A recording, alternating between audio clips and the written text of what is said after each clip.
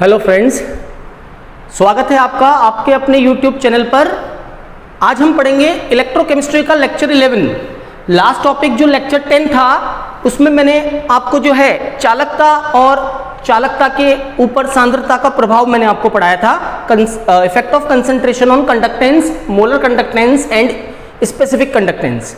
आज हम पढ़ते हैं इसके आगे the most important topic, Kohlrausch का आयन स्वतंत्र अभिगमन का नियम। डायरेक्ट क्वेश्चन आता है बोर्ड एग्जाम में, या तो न्यूमेरिकल या फिर कोलराउस का नियम लिखिए। कंपटीशन एग्जाम में डायरेक्ट न्यूमेरिकल पूछा जाता है कोलराउस के इस नियम पर या इसके एप्लीकेशन पार्ट पर। ठीक है, तो देखते हैं कोलराउस का आयन स्वतंत्र अभिगमन का नियम होता क्या है। ठीक है, कोलराउस ने एक बात बताई। कोलराउस ने कहा कि जो भी आयन होता है ना, एक विद्युत अपघट्य किससे बना होता है? एक विद्युत अपघट्य दो आयनों से बना होता है। एक होता है धनायन और एक होता है ऋणायन, यानी कि कैटायन और एनायन।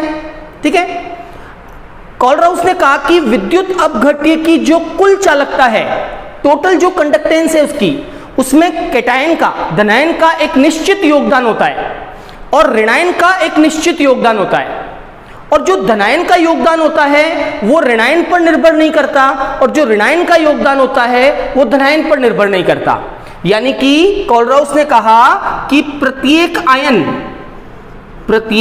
आयन चालकता में, कंडक्टेंस में, चालकता में एक निश्चित योगदान देता है, एक निश्चित योगदान देता है, कंट्रीब्यूशन करता है, योगदान देता है, जो उसके सह आयन, जो उसके को आयन है ना, सह आयन पर निर्भर नहीं करता है। ठीक है, ये जो योगदान है, कंट्रीब्यूशन है, वो उसके को आयन पे डिपेंड नहीं करता है।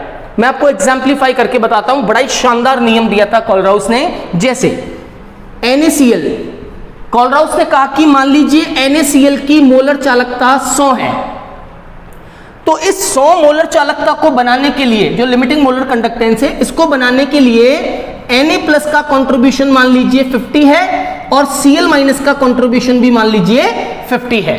मतलब दोनों आयन इसकी टोटल कंडक्टेंस को बनाने में अपना कंट्रीब्यूशन दे रहे हैं। कोई जरूरी नहीं है कि 50-50 देंगे, तो मैंने लिखा है, आप चाहे तो चेंज कर सकते हैं। मान लीजिए Na ने दिया 75 और Cl ने मान लीजिए दिया 25 का कंट्रीब्यूशन ही किया दोनों ने।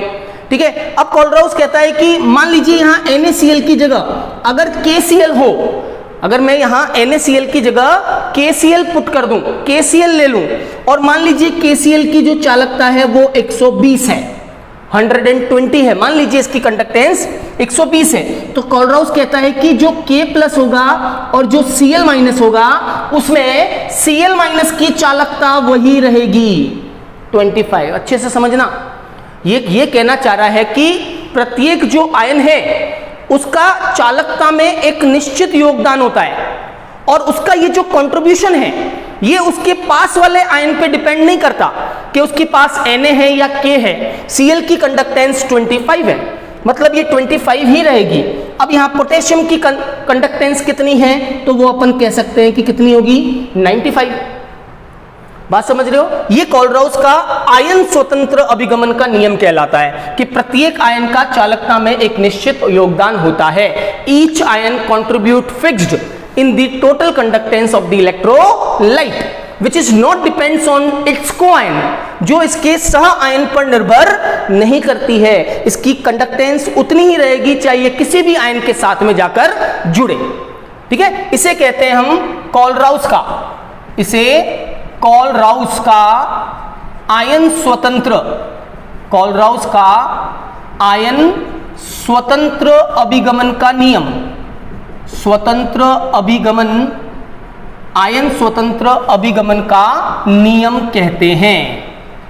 ठीक है, यानी कि हर एक आयन जो है वो फ्री है माइग्रेट होने के लिए, उसके ऊपर कोई रेस्ट्रिक्शन नहीं है पास वाले आयन की। कोलराउस का जो नियम है उसको अगर अपने को मैथमेटिकल एक्सप्रेशन में लिखना हो, है ना, इसकी जो इक्वेशन लिखनी हो, मैथमेटिकल एक्सप्रेशन लिखना हो, तो वो ऐसे लिखा जाता है। कोलराउस ने कहा कि किसी विद्युत अपघट्य की, किसी विद्युत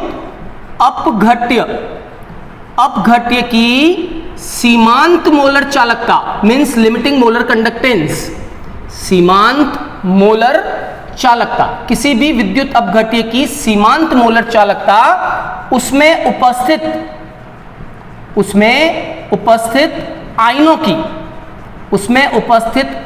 की आयनिक चालकताओं के योग के बराबर होती है। ध्यान रखिएगा, बड़ा ही इंपॉर्टेंट लॉ है ये। कोलराउस कहता है कि किसी इलेक्ट्रोलाइट की जो लिमिटिंग मोलर कंडक्टेंस है, सीमांत मोलर चालकता जो है, वो उसके अंदर मौजूद आयंस की आयनिक कंडक्टेंस के सम के इक्वल होता है। The limiting molar conductance of the electrolyte is equal to the sum of the ionic conductance of each ion. सारे आयनों की आयनिक कंडक्टेंस का अगर आप सम कर ले तो आपको उस विद्युत अपघट्य की क्या मिल जाएगी, limiting molar conductance. That means lambda m0 is equal to nu plus lambda plus 0 and plus nu minus lambda minus 0। That is the mathematical expression of Kohlrauss law. Lambda m0 equal to nu plus lambda plus nu minus lambda minus। क्या मतलब है यहाँ पर new plus और nu minus का? तो nu plus का मतलब है नंबर ऑफ कैटायंस, धनायन की संख्या, और न्यू माइनस का मतलब है number of anions. Number of anions means ऋणायन की संख्या। न्यू प्लस और न्यू माइनस का मतलब है number of cation and anion, धनायन और ऋणायन की संख्या। और लैम्बडा प्लस और लैम्बडा माइनस का क्या मतलब है? लैम्बडा प्लस मीन्स धनायन की आयनिक चालकता और लैम्बडा माइनस मीन्स ऋणायन की आयनिक चालकता या सीमांत आयनिक चालकता। Is that clear? ये कहलाता है Kohlrausch law of free migration of ion. मैं आपको एग्जाम्पलीफाई करके बताता हूं कि कोलराउस लॉ कुछ एग्जाम्पल में कैसे लिखा जाएगा। जैसे for example for the NaCl, NaCl के लिए कोलराउस लॉ लिखिए। तो NaCl का कोलराउस लॉ क्या होगा? Lambda m0 for NaCl is equal to, ठीक है। नाउ कैटायन धनायन Na प्लस 1 है और Cl माइनस भी 1 है। So nu plus and nu minus are 1, दोनों 1 1 है। क्लियर? तो lambda Na plus 0 and plus lambda Cl minus 0, that is the Kohlrausch law for NaCl। ये NaCl के लिए कोलराउस का क्या हो गया? नियम हो गया, कोलराउस लॉ फॉर NaCl। और एग्जाम्पल बताता हूं। देखो कोलराउस लॉ को लिखने के तरीके क्या हैं जो आगे आपको बहुत हेल्प करेंगे जब आप फर्स्ट ग्रेड लेवल से पढ़ेंगे तब। और देखो कोलराउस लॉ लिखना है, मान लीजिए आपको for the calcium chloride, calcium chloride के लिए लिखना है तो lambda m0 for CaCl2 means calcium chloride की सीमांत मोलर चालकता किसके बराबर होगी? सो कैटायन इज 1, कैल्शियम एक ही है तो lambda calcium plus 0 plus 2 0 and plus Cl यहां पर 2 है मीन्स ऋणायन की संख्या 2 है तो it is equal to 2 into lambda 0 Cl minus. तो न्यू प्लस और न्यू माइनस आपको हमेशा मोलर कंडक्टेंस के लिए यूज करना है, ठीक है। और बताता हूं, देखो अगर आपको लिखना है मान लीजिए एल्यूमिनियम क्लोराइड के लिए AlCl3 के लिए, so what is the Kohlrausch law? Lambda m0 for AlCl3, aluminium chloride का लैम्बडा m0 किसके इक्वल होगा? Lambda Al plus 3 0 and plus chloride देखिए आप कितने हैं इसमें? 3 क्लोराइड है, सो 3 इंटू लैम्बडा Cl माइनस 0। आगे बात समझ में? लिखना आया आपको कोलराउस का नियम? तो कोई भी इलेक्ट्रोलाइट या विद्युत अपघट्य हो, आपको उसका कोलराउस का नियम कुछ इस प्रकार से लिखना है। करेक्ट? आगे की बात ध्यान से सुनना, मैं अलग से और स्पेशली लिख रहा हूं और इस बात को बड़ी अच्छी तरह से ध्यान रखना तो आपका कंसेप्ट क्लियर होगा कि यदि कोलराउस का नियम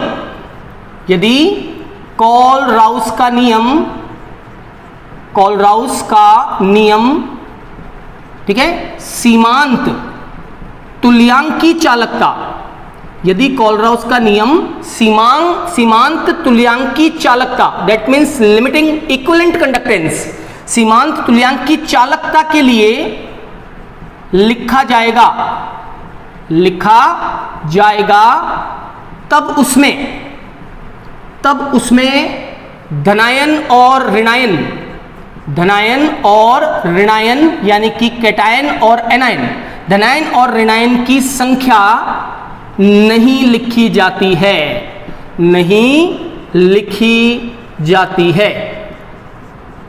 ठीक है। ध्यान से सुनना, अगर आपने कोलराउस का लॉ जो है वो इक्विवेलेंट कंडक्टेंस के लिए लिखा है, सीमांत तुल्यांकी चालकता के लिए लिखा है, अगर आपने इसको लिमिटिंग इक्विवेलेंट कंडक्टेंस के लिए लिखा है, तब आप उसमें क्या नहीं लगाएंगे, न्यू प्लस और न्यू माइनस नहीं लिखेंगे। That means lambda n0 is equal to lambda plus 0 plus lambda minus 0। यहां धनायन और ऋणायन की संख्या नहीं आएगी। Is that clear? एग्जाम्पल जैसे देखिए, मान लीजिए मुझे AlCl3 के लिए कोलराउस का लॉ लिखना है, कोलराउस का नियम लिखना है in terms of equivalent conductance, तुल्यांकी चालकता में लिखना है। तो देखो, मोलर चालकता और तुल्यांकी चालकता में फर्क देखना। अगर मैं इसको इक्विवेलेंट कंडक्टेंस में लिखूंगा, means lambda n0 for AlCl3 is equal to, तो lambda n0 for AlCl3 is equal to क्या होगा, lambda 0 Al+3 plus lambda 0 Cl minus. यहां 3Cl माइनस नहीं करना है। जब आप मोलर कंडक्टेंस को यूज करते हैं तब यहां आप कैटायंस को और एनायंस का नंबर लेंगे। जब आप इक्विवेलेंट कंडक्टेंस यूज करते हैं तब आप कैटायन और एनायन का नंबर यूज में नहीं लेंगे। हाँ, समझ में आ गई? और लैम्बडा n और लैम्बडा n कन्वर्ट कैसे होता है ये मैं आपको पहले बता चुका हूं। आपस में इनको हम कन्वर्ट भी कर सकते हैं, लैम्बडा m को लैम्बडा n में या लैम्बडा n को लैम्बडा m में, है ना। तो कन्वर्जन हमको पता है, उसके अकॉर्डिंग ही आपके न्यूमेरिकल सॉल्व होंगे, अदरवाइज आपके न्यूमेरिकल्स के रॉन्ग होने के चांसेस ज्यादा रहेंगे। ठीक है, ध्यान से सुनना मेरी हर एक बात को। अगर आप न्यूमेरिकल कर रहे हो कोलराउस लॉ पे, तो आपको क्लियरली दिमाग में रखना है कि आपको दिया क्या है, आपको इक्विवेलेंट कंडक्टेंस पूछा है या आपको मोलर कंडक्टेंस पूछा है। I will give you a simple example. मैं आपको एक एग्जाम्पल से इस चीज को, कोलराउस के लॉ को मैं आपको क्लियर करके बताता हूं, तो ध्यान से इस क्वेश्चन को देखना। जैसे मान लीजिए आपको एक सवाल दे दिया, आपको एक क्वेश्चन बना के दे दिया, इफ, या यूं ले लेते हैं अपन, MgCl2 की सीमांत मोलर चालकता, या MgCl2 की सीमांत तुल्यांकी चालकता, ठीक है, सीमांत तुल्यांकी चालकता। वापस से देखते हैं, दूसरा सवाल मैं बना के देता हूं आपको, ये करेक्ट नहीं होगा। जैसे आपको सवाल बना के दे दिया, Al+3 तथा Cl- की चालकताएं क्रमशः, ठीक है, Al+3 और Cl- जो है उनकी आपको कंडक्टेंस दे रखी है, चालकताएं क्रमशः, मान लीजिए एक दे रखा है आपको 35 ओम inverse centimetre square equivalent inverse तथा 75 ओम inverse centimetre square equivalent inverse है। तो AlCl3 की मोलर चालकता ज्ञात करो, AlCl3 की सीमांत मोलर चालकता ज्ञात करो, सीमांत मोलर चालकता ज्ञात करो। ध्यान से देखना भैया, है ना, बहुत ही इंपॉर्टेंट कंसेप्ट है ये। यहां पे क्वेश्चन बहुत रॉन्ग करते हैं, नीट के एग्जाम में सवाल आता है इसके ऊपर, और अगर कंसेप्ट क्लियर नहीं है तो ये चीज गलत हो जाएगी, इसलिए इसको ध्यान से देखना। सबसे पहले आप ये देखें, आपको ज्ञात क्या करना है, आपको लैम्बडा m कैलकुलेट करना है ना। तो सबसे पहली बात आपको कैलकुलेट करना है लैम्बडा m0 फॉर AlCl3, ये ज्ञात करना है। लेकिन सर हमें तो दिया हुआ है इक्विवेलेंट, मतलब हमें तो इन दोनों की तुल्यांकी चालकताएं दे रखी है, तो ये दोनों इसकी तुल्यांकी चालकताएं हैं, AlCl3 की इक्विवेलेंट कंडक्टेंस है। तो पहले आप लैम्बडा n कैलकुलेट कर लीजिए कि लैम्बडा n0 कितना होगा। सो लैम्बडा n0 कितना हो गया, it is 35 plus 75 is equal to कितना हो गया, 110, 110 ohm inverse centimetre square equivalent inverse. Correct है ना। एक तरीका तो ये है अपने पास कि पहले हमने ये इक्विवेलेंट कंडक्टेंस में थे, हमने इसकी लैम्बडा n कैलकुलेट कर ली। अब आपको इसका लैम्बडा m निकालना है। So lambda m0 is equal to lambda m0 into valency factor, ये अपने को पता है संयोजकता कारक है ना, वैलेंसी फैक्टर को मल्टीप्लाई कर दो तो लैम्बडा m0 आ जाएगा। So lambda m0 is equal to, बताइए क्या होगा, 110 तो हो गया लैम्बडा m0, 110 ये हो गया 110 into the valency factor of AlCl3, AlCl3 का वैलेंसी फैक्टर कितना होता है 3, तो वैलेंसी फैक्टर 3 है, मल्टीप्लाई विथ 3, ये आ गया 330 ओम inverse centimetre square mole inverse, your answer.